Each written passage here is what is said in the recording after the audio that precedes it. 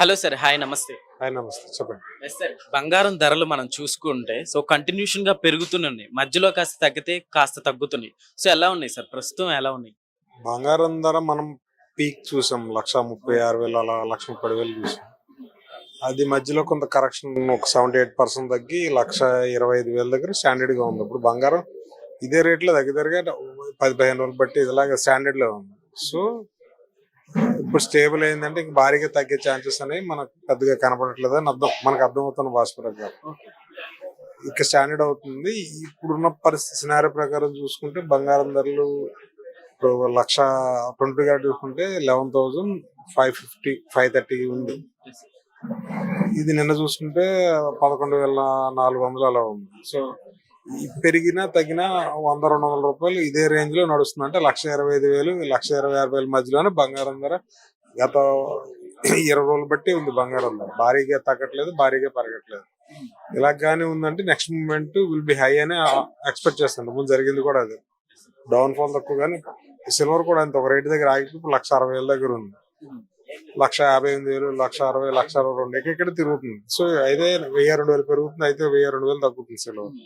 ఈ రెండు కూడా మనకున్న అంచనా ప్రకారం ఏంటంటే నవంబర్ అయిపోవచ్చింది. ఇంకా నవంబర్ డిసెంబర్ ఈ 40 రోజుల్లో ఇంచుమించు బంగారం ధర ఇలాగే ఉండొచ్చు, పెద్ద తేడాలు ఉండకపోవచ్చు. ఎందుకంటే వాళ్ళు చూసుకుంటే డాలర్ రేటు బలపడింది, రూపీ బలహీనపడింది, క్రిప్టో కరెన్సీ వీక్ అవుతుంది. సో ఇవన్నీ కూడా ఏమవుతాయి అంటే బంగారం తగ్గడానికి పెద్దగా ఆస్కారం లేదు. అలాంటి ఇప్పుడు సినారీలో డాలర్ కూడా పెరిగింది కానీ పెద్దగా పెరగకపోవచ్చు. మళ్ళీ ఇంకోటి ఏంటంటే అమెరికా లాంటి దేశాల్లో డిసెంబర్ అనేది వాళ్ళకి ఫైనాన్షియల్ ఇయర్.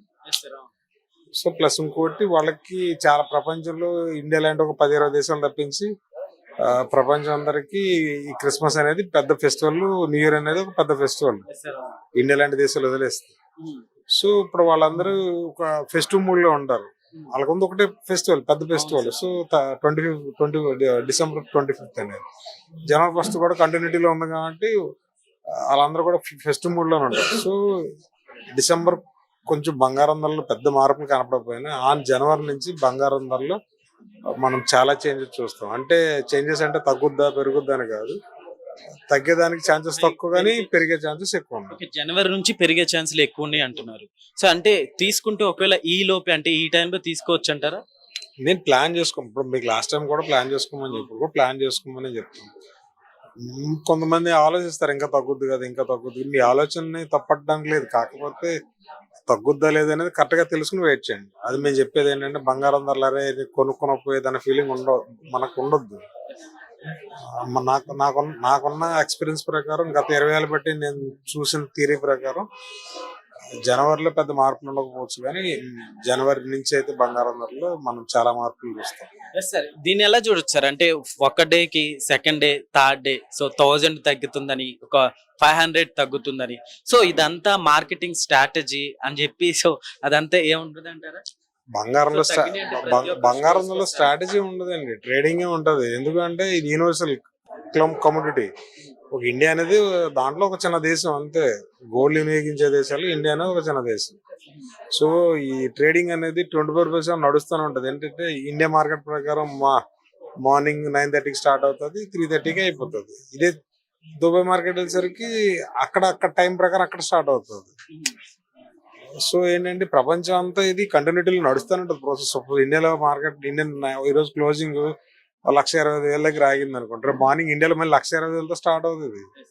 సో ఇది నైట్ అంతా ట్రేడింగ్ అయ్యి మళ్ళీ ఇండియన్ మార్కెట్ కి వచ్చేసరికి ఏ రేట్ ఉందో ఆ రేట్ని తీసుకుంటారు. అప్పటికి 1,30,000 ఉండొచ్చు, 1,35,000 ఉండొచ్చు, 1,24,000 ఉండొచ్చు. సో కమోడిటీలో ఇక్కడ ట్రేడింగ్ ఉంటది, మార్కెట్ జిమ్మికలు చేయడానికి ఏం లేదు.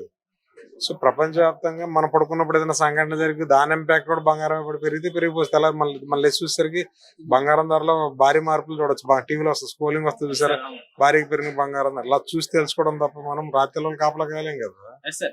దీంతో పాటు మనం చూసుకుంటే సిల్వర్ కూడా, సో అసలు ఎక్స్పెక్ట్ చేయలేదు కూడా ఇంత వెళ్తుందని సిల్వర్. సో సిల్వర్ గురించి ఏం సరే, సిల్వర్ గోల్డ్ కూడా ఇన్ ఫ్యూచర్ భారీగా పెరిగే ఈ రెండు కూడా భారీగానే పెరుగుతాయి, ఈ రెండు కమోడిటీస్ కూడా. ఎందుకంటే మన ఇప్పుడంతా చాలా మంది ఏఐ టెక్నాలజీ అంటారు. ఏఐ టెక్నాలజీ గాలి నుంచి ఏం రాదు, దానికి ఒక చిప్పులు తయారు చేయాలి, ప్రోగ్రామ్ తయారు చేయాలి. ఆ చిప్పులు వాడే కండక్టర్స్ అవ్వచ్చు, లోపల ఐసీలు అవ్వచ్చు. మరి ఎలా తయారవుతాయి?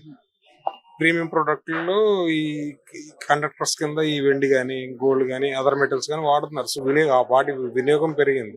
అలాగే వాళ్ళ మార్కెట్లో చూసుకుంటే ఈవీ వెహికల్స్ పెరిగినాయి.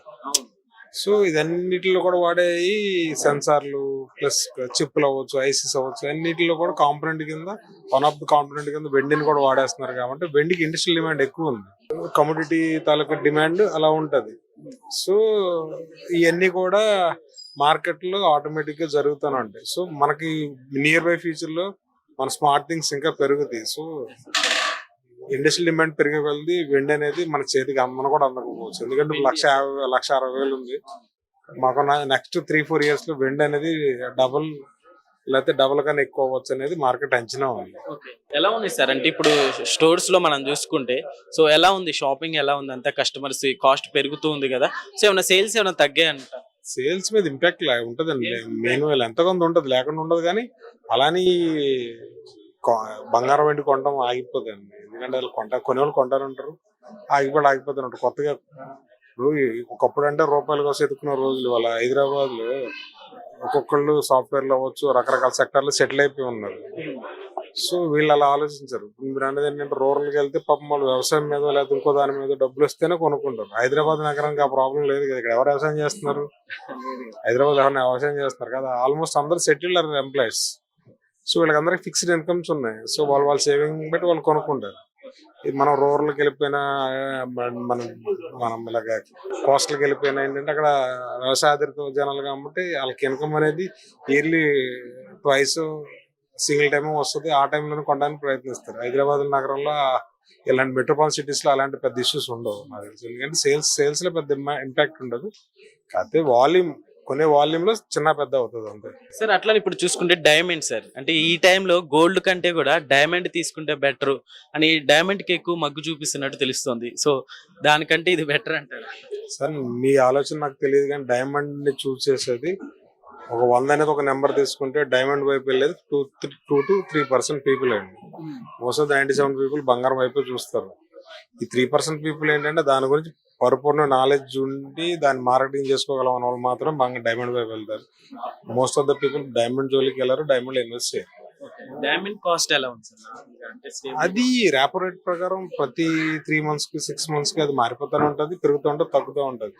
అదే ఖచ్చితంగా మనం ఇదే రేట్ ఉండాలని లేదు. దాంట్లో చాలా వచ్చేసినాయి మన మార్కెట్ లో. Diamond competition lab ground diamonds వచ్చేసినాయి, అంటే ఫ్యాక్టరీ మేడ్ డైమండ్స్ వచ్చేసినాయి. ఇప్పుడు ఒక డైమండ్ క్యారెట్ అది 10 లక్షలు ఉంటే అదే వస్తే ఇక్కడ క్యారెట్ 20,000 ఉంటుంది. So in future diamond replica తయారైపోయింది. సో డైమండ్ లో ఇన్వెస్ట్ చేయడం అనేది బంగారం కన్నా ఎక్కువ నాలెడ్జ్ ఉంటేనే మనం ఆ సైడ్ పోవాలి. ఓకే సార్, ఫైనల్ గా ఈ రోజు కాస్ట్ ఎంత ఉంది 22-24 క్యారెట్? 22 క్యారెట్ వచ్చి 11,530 రూపాయలు 22 క్యారెట్ ఉంది. 24 వచ్చి 1,26,600, 1,26,700.